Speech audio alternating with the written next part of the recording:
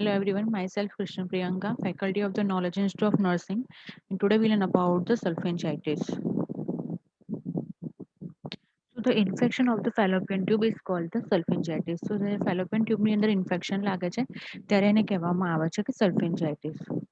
તો ઇટિયોલોજી છે કે ascending infection from the uterus cervix and the vagina એટલે કે પાયોજનિક ઓર્ગેનિઝમના કારણે થઈને જ્યારે વજાઇનામાં સર્વિક્સમાં અને યુટ્રસમાં ઇન્ફેક્શન લાગે છે અને ફાઇનલી પછી ફેલોપિયન ટ્યુબની અંદર ઇન્ફેક્શન જતું હોય છે. Other is a sexual transmitted infection એટલે કે એસટીડીના કારણે થઈને પણ ઇન્ફેક્શન લાગતું હોય છે. then direct spread from the adjacent infection one or both the tubes are affected.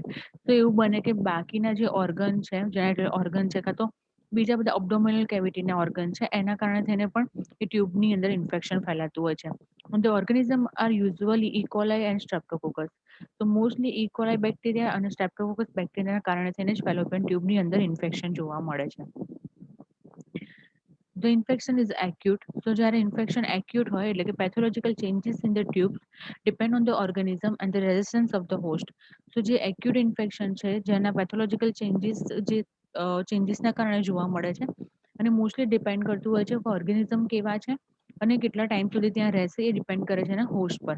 તો ક્લિનિકલ ડાયગ્નોસિસ ક્રાઇટેરિયા છે કે એક્યુટ સલ્ફેન્જાઇટિસ થાય છે ત્યારે કેવા સિમ્ટમ્સ જોવા મળે છે. સો અબડોમિનલ ટેન્ડરનેસ જોવા મળશે, યુટ્રાઇન ટેન્ડરનેસ જોવા મળશે, ટેમ્પરેચર છે એ 38 સેલ્સિયસ કરતાં વધી જશે and the pelvic abscess or the tubo-ovarian mass on bimanual examination on the sonography.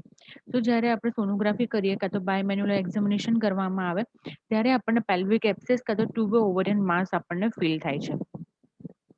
So complication of the acute સલ્ફેન્જાઇટિસ. સો સલ્ફેન્જાઇટિસના કારણે થઈને આપણને પેલ્વિક સેલ્યુલાઇટિસ એટલે પેલ્વિકના જે સેલ છે એની અંદર ઇન્ફેક્શન જોવા મળશે. પેલ્વિક થ્રોમ્બોફ્લેબાઇટિસ એટલે કે જે પેલ્વિકના સેલ છે કે વેન્સ છે એની અંદર આપણને થ્રોમ્બોફ્લેબાઇટિસ જોવા મળશે, બ્લડ ક્લોટ થવાનું ચાલુ થઈ જશે, પેલ્વિક એબ્સેસ જોવા મળશે એન્ડ ટ્યુબો ઓવરિયન એબ્સેસ પણ ઘણીવાર આપણને જોવા મળશે એટલે કે ઓવરી અને ટ્યુબ બંનેની અંદર આપણને એબ્સેસ ફોર્મેશન જોવા મળશે. If the infection is a chronic, so chronic the infection may be chronic due to the reinfection. તો જ્યારે એક્યુટ ઇન્ફેક્શન થાય અને એનું એ જ ઇન્ફેક્શન ફરીને ફરી થયા કરે ત્યારે ઇન્ફેક્શન ક્રોનિકમાં કન્વર્ટ થઈ જતું હોય છે અને recurrent acute PID is observed in about 25% of cases. તો મોસ્ટલી ક્રોનિક ઇન્ફેક્શન થવાના ચાન્સીસ છે કે પેલ્વિક ઇન્ફ્લામેટરી જે ડિસીઝ કન્ડિશન કન્ટિન્યુ રિકરન્ટ થતી હોય છે એના કારણે થઈને આપણને આ ક્રોનિક ઇન્ફેક્શન જોવા મળતું હોય છે. So the treatment is outpatient therapy. So metronidazole 500 mg twice daily for 14 days are the given. Patient is admitted for the inpatient therapy if there is no response by 72 hours.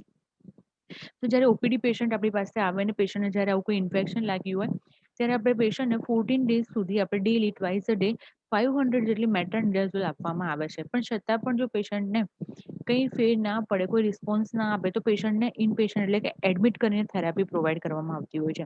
તો inpatient થેરાપીની અંદર ક્લિન્ડામાઇઝિન 900 mg IV 8 hourly plus zentamicin 200 mg per kg IV then 1.5 mg per kg IV every 8 hourly આપવામાં આવે છે.